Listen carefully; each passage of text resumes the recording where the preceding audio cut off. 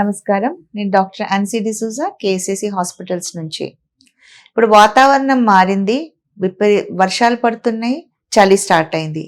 ఈ టైంలో చాలా తరచుగా మనం చూసేది ఏంటంటే జలుబు, తలనొప్పి, తుమ్ములు, ముక్కు నుంచి నీరు కారడం అనే కండిషన్స్ చూస్తూ ఉంటాం. ఇటువంటి ప్రాబ్లమ్స్ వచ్చినప్పుడు చాలాసార్లు ఏమవుతుంటే మనం నెగ్లెక్ట్ చేస్తాం, లేదంటే ఏదైనా మెడికల్ షాప్లో వెళ్ళి ఏదైనా ఒక టాబ్లెట్ తీసేసుకొని దాంతో సర్దుకుంటాం. కానీ మీరు ఇట్లా నెగ్లెక్ట్ చేసుకుంటే ఈ ప్రాబ్లం పూర్తిగా తగ్గడం బదులు అది అట్లాగే ఉండిపోయి మళ్ళీ ఇన్ఫెక్షన్ క్రియేట్ చేసే ఛాన్స్ ఉంటుంది.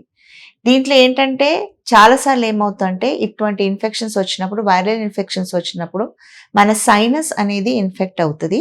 దాన్ని సైనసైటిస్ కండిషన్ అంటాం.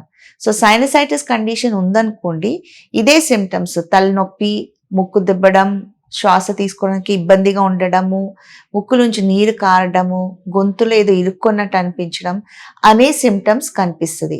అలాంటప్పుడు కరెక్ట్గా ట్రీట్మెంట్ తీసుకుంటే ఈజీగా బయట రాగలుగుతారు. సో ఇటువంటి ప్రాబ్లమ్స్కి మనకు ఒక చిన్న జలుబు ఉన్నా సైనసైటిస్ ఉన్నా దానికి ఆయుర్వేదంలో చాలా మంచి ట్రీట్మెంట్ ఉంది.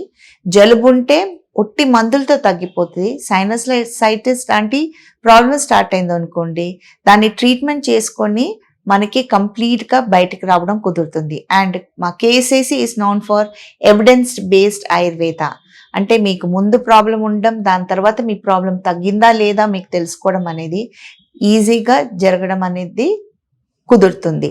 సో మీకు ఇటువంటి ప్రాబ్లమ్స్ ఉంటే తప్పకుండా కేఎస్ఏసిని సంప్రదించండి. Thank you.